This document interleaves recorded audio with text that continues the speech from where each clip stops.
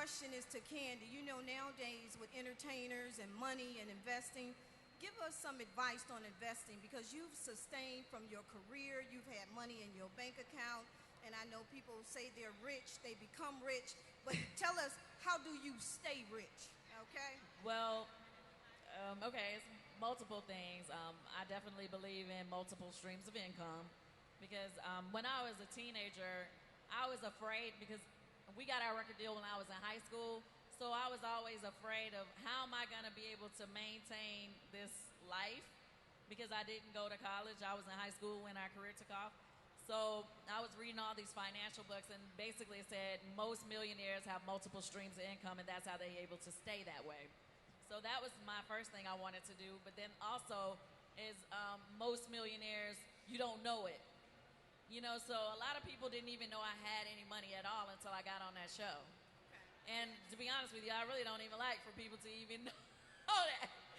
But well, that's very important, though, because you were talking about the way we look and what we drive and whatever. And what's important, though, you got to be rich on the inside first. Well, yeah, and then I mean, you want to be able to maintain your lifestyle for the long term. So I'm a firm believer in living below your means. Just because you can afford it doesn't mean you should buy it. You know, the best advice I had got from LL Cool J when I was very young, he was like, in the business we were in, you know, you'll see people who have all this money and then 5 years later they're filing for bankruptcy. So he was like, always have at least one house and one car that you own. And he was like, because I had just bought my first house at that time. I didn't own it. I had just put money down. He said, every time you get a check, it doesn't matter if it's $500, put a little bit towards the principal of your loan so that you can cut down the years of your loan. So he was like, even if it's $50, $100, if you get a big check, put $1,000 or whatever.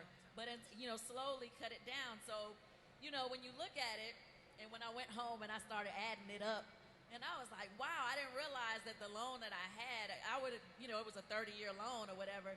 Just by doing the little stuff that he was saying, I could have cut 10 years off that loan.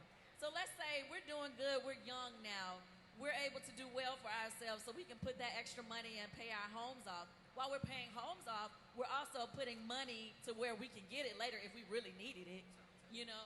So basically, he was showing me that, okay, within 5 to 10 years, instead of that 30 years that we was expecting to, like, what if I wasn't making the same money 30 years later? So you mean to tell me, you know, I put all that money in 20 years, they could take my house like how things happened, the economy went bad, a lot of people lost their houses or whatever, but had, you know, we've been paying it off earlier instead of just thinking, oh yeah, I got all the time in the world, I'm just going to pay this little note, and I'm going to go out and get that Benz I want, that Bentley I want. No. Any extra, try to, you know, put it away.